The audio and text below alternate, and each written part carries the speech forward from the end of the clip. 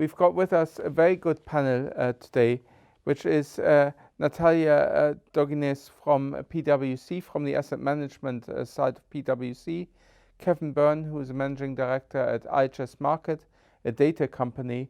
Sir Jonathan Taylor was mentioned earlier, who is an advisor at Afore Consulting, and Andreas Bachmann, who is a special expert on sustainable finance at the European Environment Agency and also a member of the platform and of the subgroup.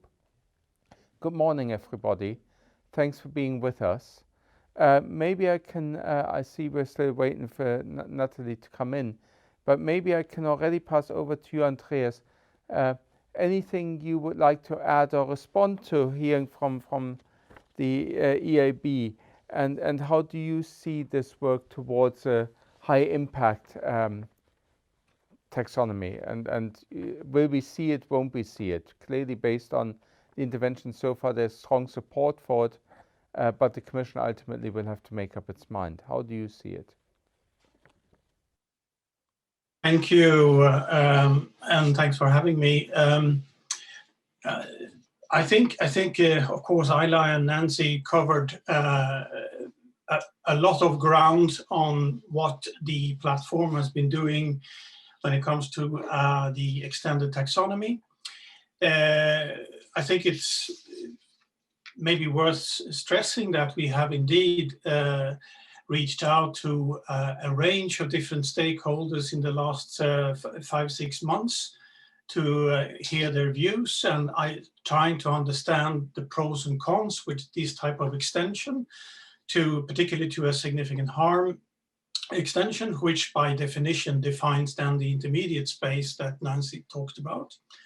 And we have learned a lot, and I think we understand quite well the pros of such an extension, as Nancy also outlined.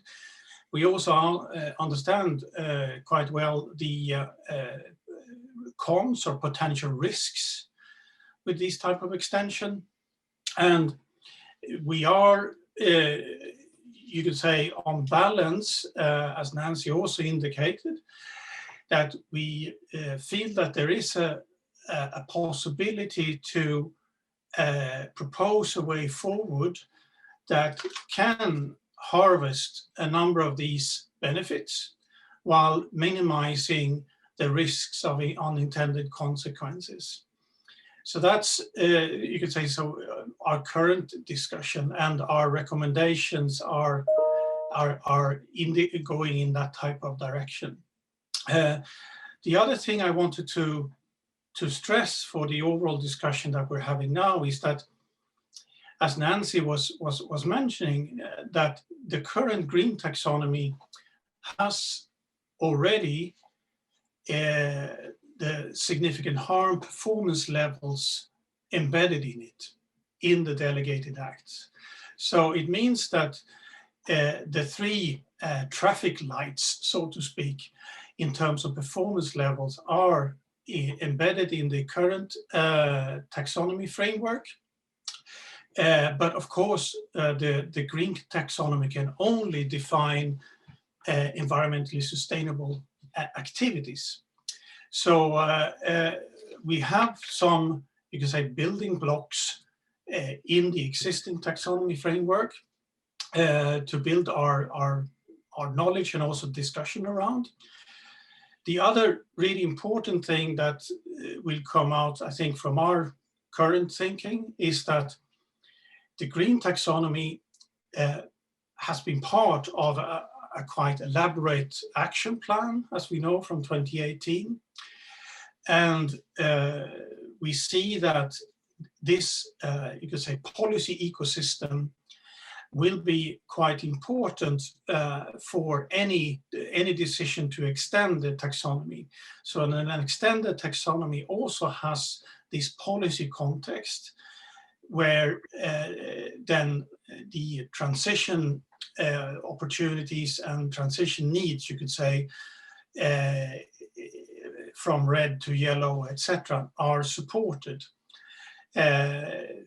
So we see that as a really important part of this approach to harvest the pros while minimizing the risks of unintended consequences. So any taxonomy, whether green or extended, cannot operate in splendid isolation, clearly, but it needs a number of supporting elements around it to function properly and to give a coherent set of incentives and support to drive capital flows, both into green, but also out of red. So that's,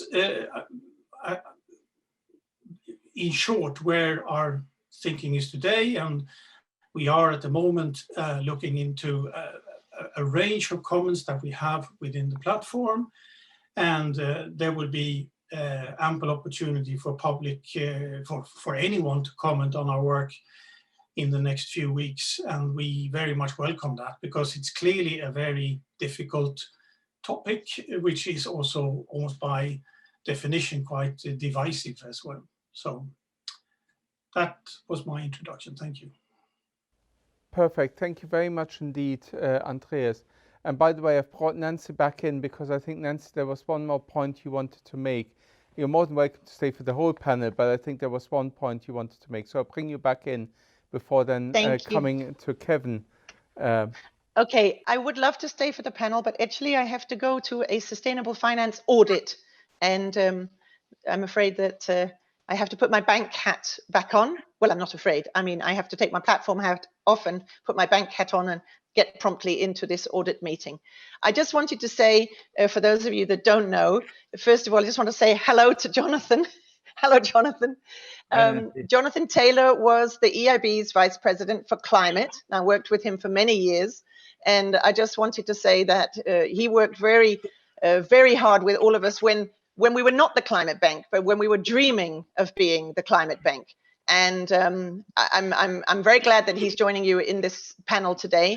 And just to say that the EIB is, as you see from having two of us speaking this morning, Ayla and myself, we're strongly supporting the whole sustainable finance agenda. And we believe that the job of the EU Bank is to lead from the front, now that we are indeed the EU Climate Bank, and really try and use the taxonomy and really try and see how it works and then share our experience with others.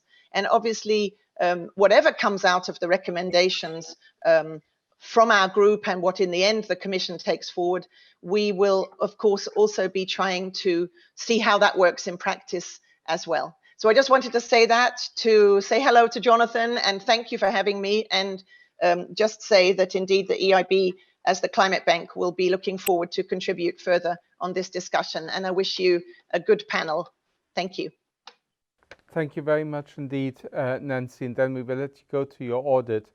And yes, indeed, it's nice to have Sir Jonathan with us and also with us in the team of Afore. He's made a big difference, is making a big difference to our sustainability practice. But I think that's enough on the marketing and praising Jonathan for now. I think let me put a bit of cold water on the Slough Fest a little bit by bringing Kevin in, because Kevin and I had many conversations about the merit and effectiveness of taxonomies, and particularly the question around high impact taxonomies. And Kevin, maybe you can share your views on that, because I think that gets the conversation going a little bit. Thank you. I'm not sure if that's a good introduction. Thank you. Clearly, the move away from defining anything as brown, I think, is the most sensible decision anyone can make at the moment. That whole concept was seriously flawed for many reasons that we will understand. But I always have supported the concept of traffic lights. I think it's an eminently more practical approach to what is an incredibly complex issue. And as Nancy said, that the greatest challenge, and you mentioned, is over time.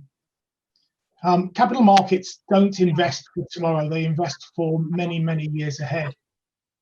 And the concept of making investment that could be amber today but red in 10 years' time, is that going to be an incentive to invest or a disincentive?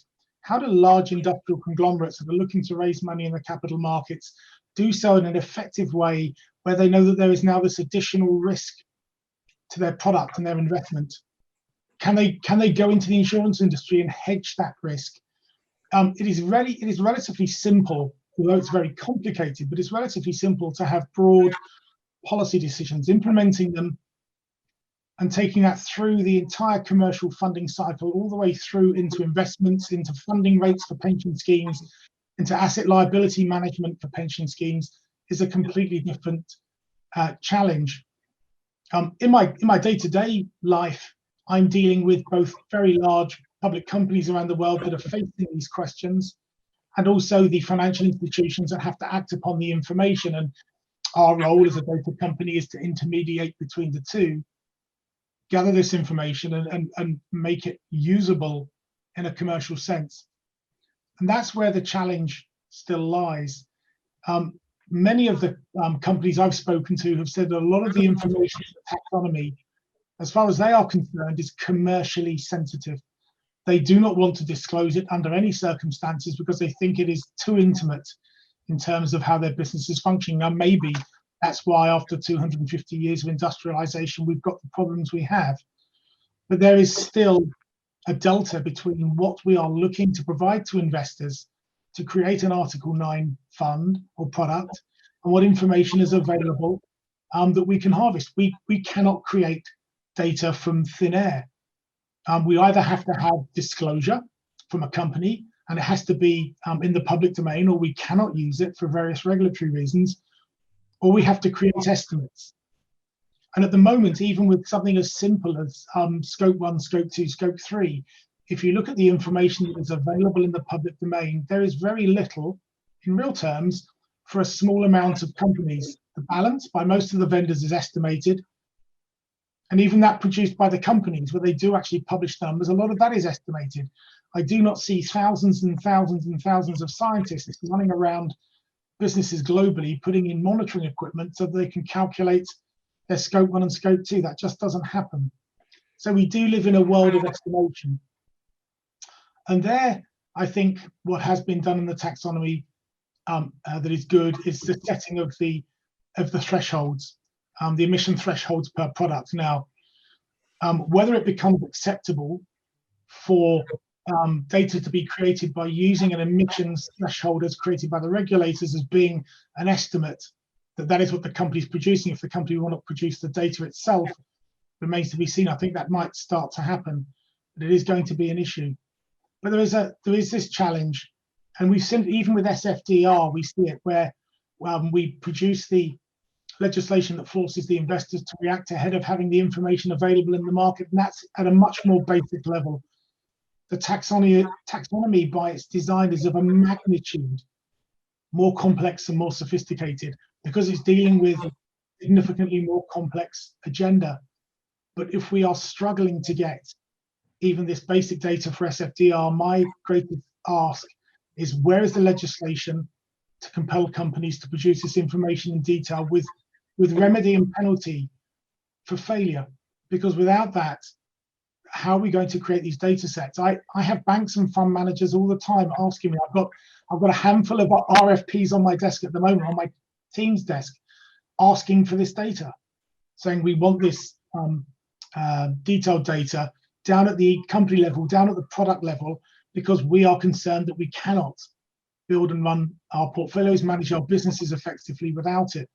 So I think there's still a big challenge ahead for the regulators to ensure that the information is made available, or alternatively, there are sensible parameters set where that we can use when we build estimation models. It has to be one or the other.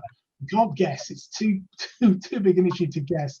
So we either have to have a framework for estimation, or we have to have legislation to enforce disclosure from the corporates. But something else was said actually when Nancy was speaking, and it's an interesting point for me. We seem, unfortunately, to want to demonize the oil and gas sector. I don't know why we do.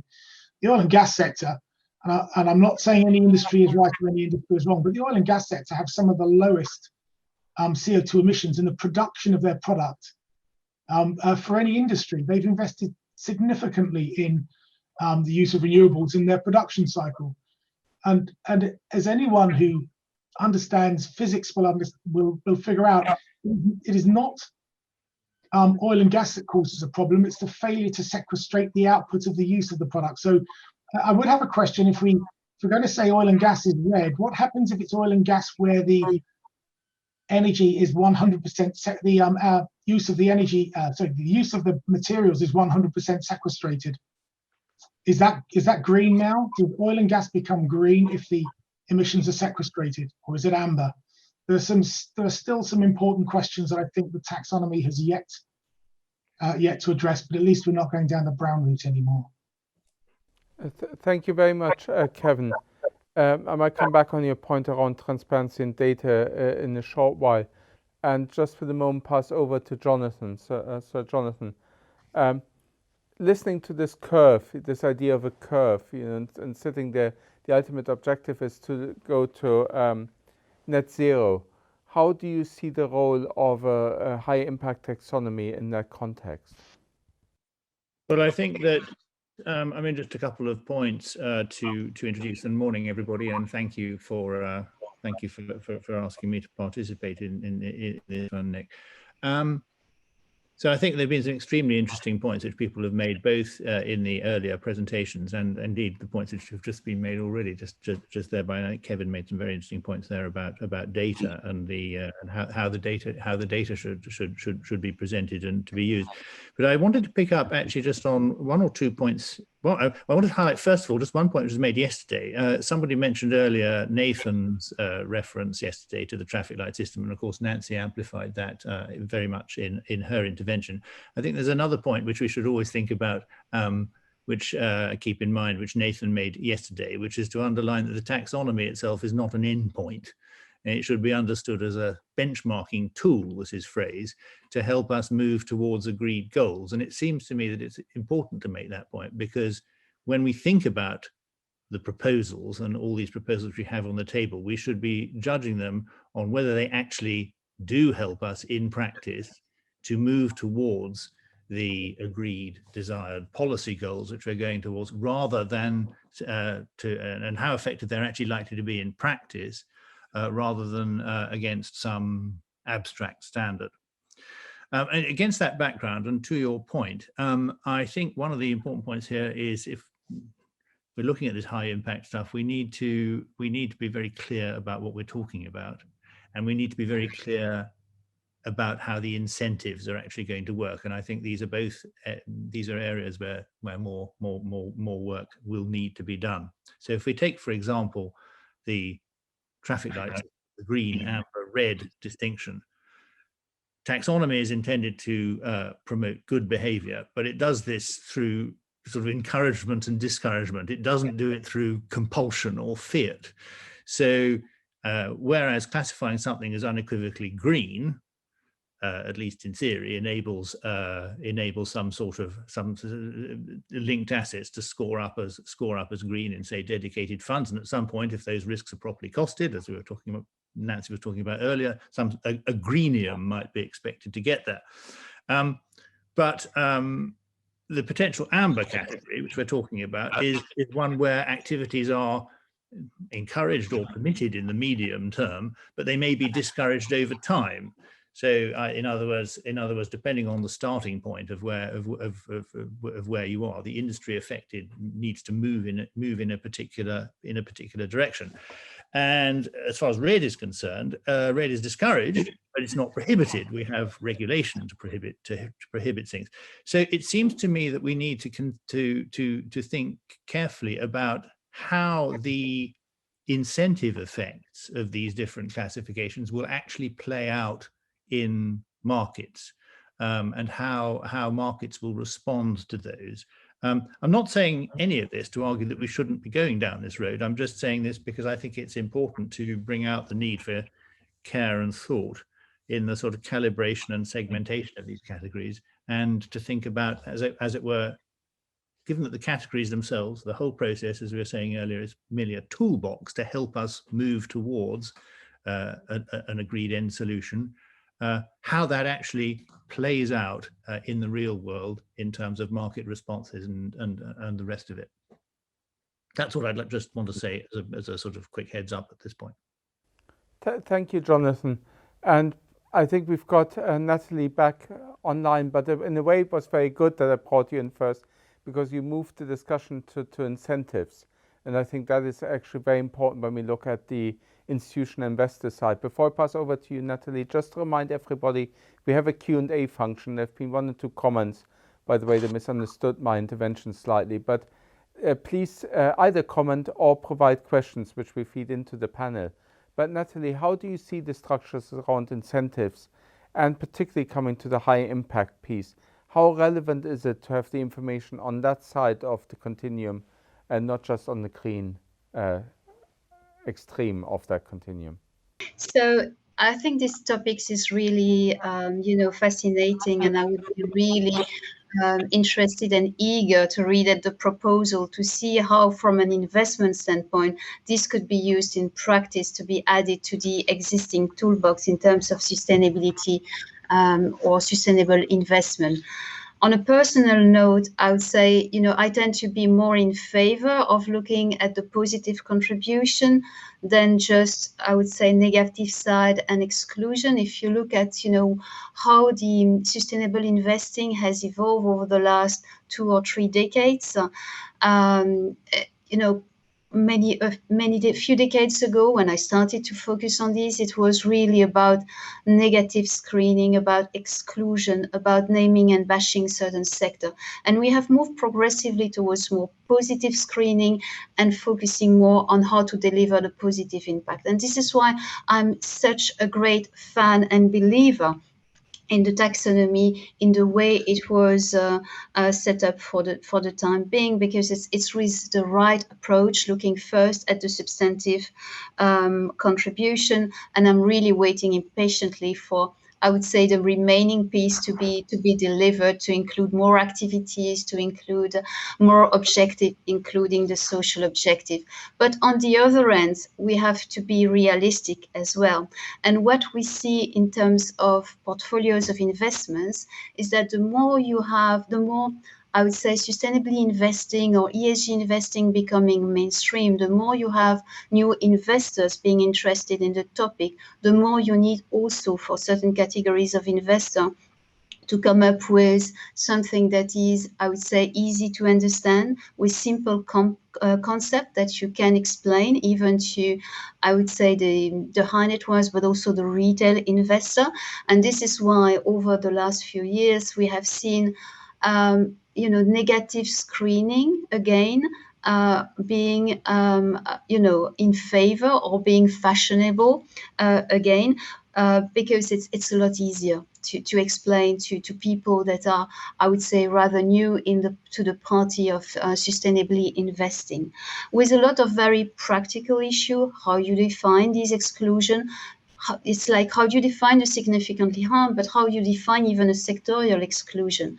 And what we also see in Europe is not like, it's one big market, but you have a very different, I would say, sensibility to the topic in different countries, which can be influenced by very, I would say, different investor bias, by societal concern.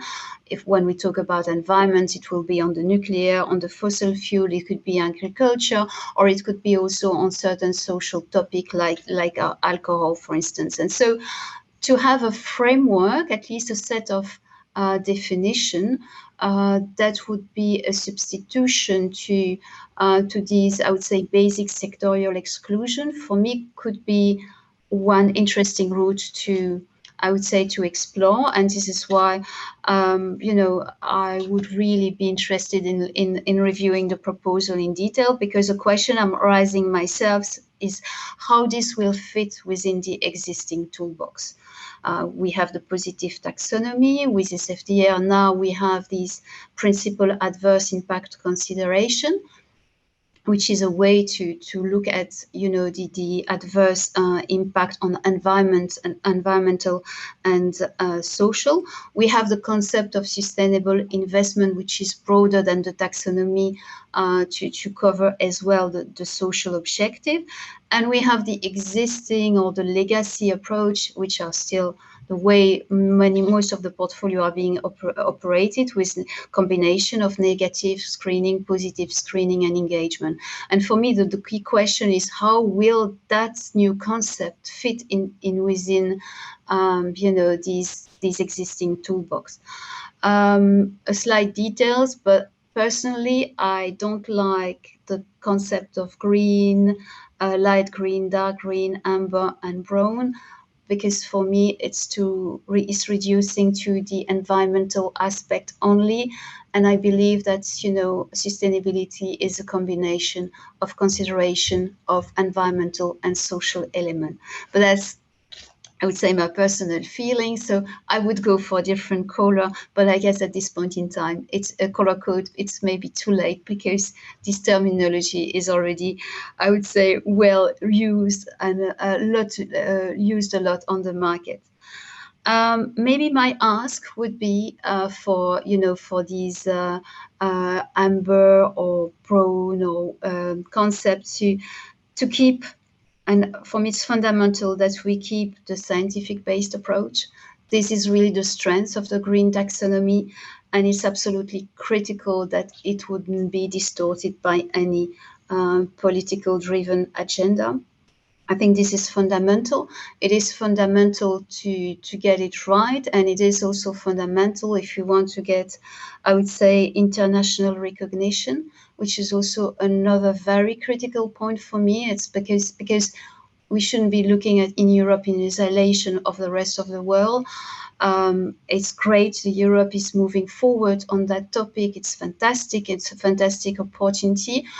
But we should really make sure that we embark the rest of the world in that journey as well. And so remaining, I would say, objective and scientific base is key in that process. As I have already mentioned, environmental is absolutely fundamental, but it should go hand in hand with the social focus. And last but not least, and I think that was already mentioned by Kevin, the timeline and the implementation must be realistic.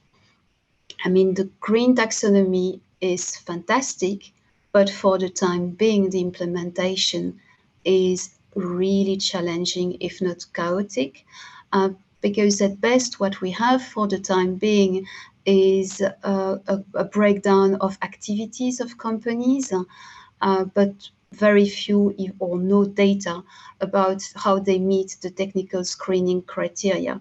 And these data will come towards in 23, maybe 24. But for the asset management industry and the financial sector in general, with SFDR and with MiFID requirement, you have already a requirement to put up ambition and strong commitment by beginning of 22, when you have no data to assess basically how companies are being aligned. So the entire timeline is really challenging, and so the more we move forward, the more we should be really mindful of the practical challenge in terms of the data and having the timeline right. The company should be asked to report on these first, and hopefully in accordance with a framework that would be recognized internationally, so that the data is not just covering Europe but the entire world. And once you have the data, then you add the tool to the toolbox, and you ask the institutional investor to make commitment. Thank you very much, Natalie. Maybe two follow-up questions to you and to Kevin. One is, you raised the question of a social taxonomy. By the way, we covered that separately earlier in the year, and we will come back to that in the autumn. But that tension between focusing now again on the high impact taxonomy, that part, the accessibility of data and it having to be scientific in nature. But on the other hand, particularly in that area, norms, expectations, values are quite important. And you see in different jurisdictions, some think nuclear should be in there, others not, or think that gas should be in there or not, or clean coal should be in there or not. And that's even only staying in the environmental aspect. So how do we, in a brown or high impact taxonomy, really just rely on science? How do we avoid it becoming too politicized, if it's possible? And the second question is something Kevin said, which I found interesting. How do we create the right incentives for companies to report on these high impact activities? Because clearly there is no incentive to do so, and that's kind of part of the data gap, I think, Kevin, you mentioned in that space. People will report on all the good things they've done. They will be less happy to report on any negative things they've done, or things that kind of might put them into a bad light. How do we deal with these two tensions? Maybe Natalie first. Yeah, maybe on the data first. For me, it's a combination. It should be a combination of real incentivize in terms of access to capital market and financing, where you have already, I would say, some first step having been made with, for instance, the green asset ratio for banks. So that there will be certain, a push towards, I would say, reporting at the level of the financial institution, which means that there will be an incentivized for companies that want to get access to capital market, at least in Europe, to provide the data. But as I said, it's crucial that, you know, this journey is covering not just Europe, but that we are progressively also embarking the rest of the world with us to have a real impact there in terms of availability of data. What is important as well is to have the carrots but also the stick, and to impose more reporting from at least the large and medium-sized company. I guess there is a lot of project here with CSRD. The problem for the time being is really the timeline, which is, you know, already very ambitious, because it's but it's there should be a sort of things should be in a proper order. The company report first before you ask institutional investor to measure the taxonomy alignment at portfolio level. So I think this is really, I would say, the key important points in here. And for me, what is absolutely crucial is to have the right timeline and the right incentive and reporting mechanism. I see great move being done in terms of incentive and a reporting mechanism. I think it's also absolutely crucial as well that if company voluntarily report, even if they are not obliged under the regulation, the financial institution or the institutional investor should be allowed to take these taxonomy alignment in data into consideration, so that they remain incentivized to make the calculation and to report. As an accountant, with an accounting background, I would say as well, the reliability of the data is critical as well. That was mentioned by Kevin. So it's, for me, you should also have a framework in place for that, to be an official reporting with a proper, I would say, assurance framework to ensure that the data being reported are really accurate data and not marketing approach. On the scientific-based approach, I think what is absolutely critical is that the approach, the criteria are being driven by expert and specialists, and not influenced by political agenda. On that one, I will pass on to Kevin. Yes, please, Kevin. Maybe your thoughts on the tension between scientific and norms. And also, I know you raised the issue firsthand about data collection, but do you have any thoughts as to how that could be made more effective, more useful for you? It's very interesting. I'm actually on the third, in my career, my third building of a green revenues database across public companies. I did it first time with HSBC back in 2006, the HSBC Global Climate Change Index, then through my own business, which was acquired by FTSE for the FTSE Green Revenues model, and now at IHS Markit. So having been on this journey 3 times, I can tell you, even just collecting the data to map it at a revenues level without all of the thresholds that are required in the taxonomy is incredibly difficult. You need some very, very well-trained analysts, you need some good AI, and you need a lot of time. And that's to get information that is still within a range, going to have some estimates in it. Going to the next level, going to this very, very granular level, I can't see how it's going to happen without primary regulation forcing the companies to issue this data. As I mentioned in my last comment, the only other option is that we have legally agreed definitions of whether products are or not above, and then you look at the company's products, you decide, and if the company's products are actually better than the standards that are published in legislation, it's for the companies to say we're actually more efficient than that standard, rather than trying to get everyone to say this is where we are on that efficiency scale in terms of emissions. I think it's incredibly fraught and difficult. Even when companies want to be very compliant and helpful, they still struggle themselves to obtain this data. These are not calculations they normally make in their normal business activities, and the calculation of that data by the companies in itself is a big exercise that they will have to spin up. They can't just suddenly next Tuesday at 3 o'clock figure out what the emissions thresholds are for their product lines. They can't.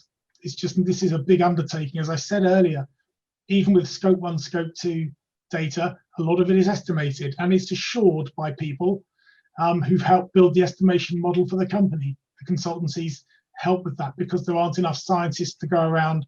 So I think we need to be very careful over how we define what is an acceptable measurement and acceptable data. But if we want to get the data into financial markets to start creating these points of demarcation, then we've got to get data there where we agree that not all of it is going to be perfect, and maybe a large amount of it is not perfect for a period of time.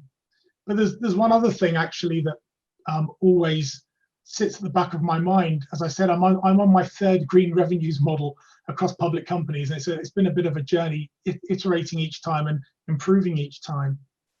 But one of the things I think we need to be very wary of, and whilst I in principle prefer green, yellow, and red to brown, red is still a complex color to assign to a company. What impact does that have on capital markets, on valuations, on access to capital?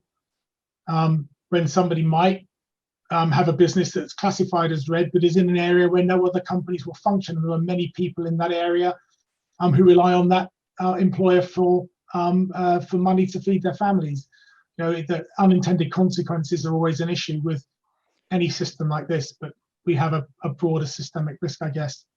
But one of the things that concerns me is by using colors to define whether something is good or not good, you have a real challenge potentially, not so much with the institutional investors, but certainly with the retail investors. Because it's green, does it mean it's good? You know, green is good. We've had that speech before in a movie back in the 1980s. Does green mean it's better? Because many people might think it does. I can tell you from having modeled companies who are involved in the manufacture and delivery of green goods, products and services, just because someone who makes something is green, it doesn't mean the company is going to be more successful. And it certainly doesn't mean that the product's going to be more successful. In many respects, companies who move into green industry are destroying value. They might be doing exactly the thing they shouldn't be doing. They should stay making cigarettes. Not that I agree with cigarettes, but they're a more successful company. And we have this social paradox that we enter into, where we are at risk, I think, of misleading, not with bad intention, with good intention, of misleading investors, thinking because something is green, it is going to perform. And that is just simply not the truth. I've seen many companies get involved in a very broad definition of green industry, destroy value. And I think we need to educate investors very carefully over what we're saying, why something is green, because it does not mean that it's going to outperform. And I think that's a real challenge for this legislation at the moment. Actually hasn't been addressed by the policymakers and needs to be. Thank you very much, Kevin. And you've kind of led me on to another subject which I wanted to throw at Andreas and at Jonathan, which is fair transition. We talked about the social taxonomy. We've talked about certain economic activities, you just said, Kevin, that might just not otherwise happen and on which parts of society depend or particular regions depend. So the introduction of a high impact taxonomy will bring much more into focus the question of fair transition. And we've seen proxies to that already around natural gas and some of the Eastern European countries. How do we deal with the concept of fair transition in the when introducing a high impact taxonomy, and how do we balance this? Maybe Andreas, I start with you, but please also feel free to react to anything else you've heard. Clearly, any introduction of a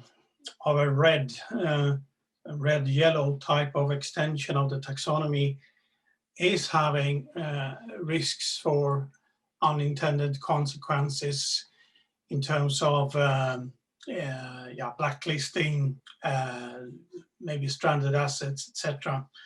And which has, of course, also knock-ons for the whole just transition type of notion. And this was also why I said early on that any introduction of an extended taxonomy needs to be, you could say, surrounded by policy packages that can support these companies or regions or that may be captured by such an extended taxonomy. So one of the functions of an extended taxonomy is to identify, you can say, sectors, companies, regions that are in need of support for a just transition. But the support packages around is, of course, nothing that the taxonomy itself can solve. But what we're stressing in our report is that that is an absolute, I would say, prerequisite, or at least very strong condition, that there are these support packages around to ensure that any transition from the red to yellow space is also supported exactly in the similar way as the green taxonomy is supported with a number of different policy measures. So I think that's really a key issue, but it's certainly outside of the scope of the taxonomy regulation itself. It's more linked to the broader brushed EU policies that needs to be take into account a potential extension and the knock-ons. And obviously there has to be for any initiative, there has to be a very thorough impact assessment done, which would lead to a tailored set of supporting mechanisms for these companies and regions. I think that's what I can say at this stage, and I think it's pretty clear that the taxonomy itself cannot deal with all of this, but it needs the surrounding policy packages that the Commission, if they go for an extension, need to think about and see also how, as I think Natalie reflected on, how an extended taxonomy fit in the current toolbox, and what type of support can be provided for in the existing toolbox, and where the extensions are needed of that toolbox. Thank you very much, Andreas. Before I come to you, Jonathan, I would like to just tag two last questions onto what I've already asked, which is maybe starting a final round and reactions to it, because I think they're very interesting questions. One relates to risk management, because in a way one could say, do we really need a high impact taxonomy? Because if companies if financial institutions do their risk management effectively, they should already be building that into their thinking. Do we really need to over-engineer things now? If you look at the US, for example, the SEC already says that high impact activities in the environment and on the value of assets need to be taken into consideration. do we now need to kind of give them that taxonomy? I think that's an interesting question, particularly in light of the upcoming panel with supervisors. So how do we look at current existing risk management in the financial service industry? The second one is a question that just came in from somebody from BASF, which I find fascinating, which is that, and let me just quote this, BASF has 46,000 activities that fall under the taxonomy or need to be assessed under the taxonomy, and more than 10,000 investment projects. So that's, if I understand this correctly, 10,000 times 46,000 to kind of get you the number of activities that need to be screened, never mind the data points to do so. So how does one deal with that IT challenge which already exists? And by developing more taxonomies, more criteria, this will be multiplied even more. So how do we deal with that challenge for companies? Maybe I see Andreas nodding, so I bring back Andreas first and then go to Jonathan. Okay, on the first question, if we need a significant harm taxonomy in the overall scheme of things, or if this is an over-engineering concept, I mean, that, yeah, frankly, that is, I think, for the Commission to decide on the basis of our advice and in discussion with member states and Parliament, obviously. I think that it's pretty clear that markets are, to a large extent, underestimating, for example, climate risks and the speed by which the transition that we're in needs to happen. We're looking at now, only in the EU context, of annual reductions up to 2050 corresponding to a medium-sized country every year.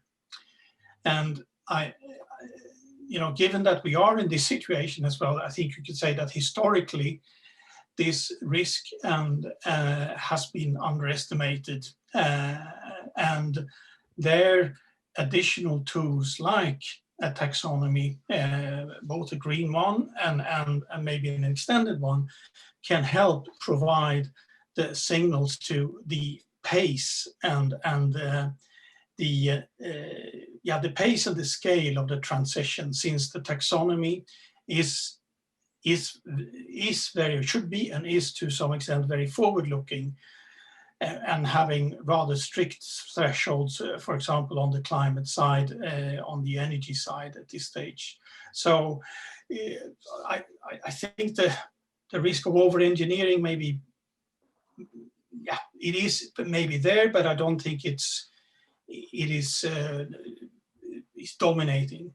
When it comes to the whole data situation, I mean, clearly, I think we all realize that when a new policy and policy tools are introduced, there is a lot of teething issues, and there will almost by design be a transition period before these policy tools are working properly, including data flows, etc.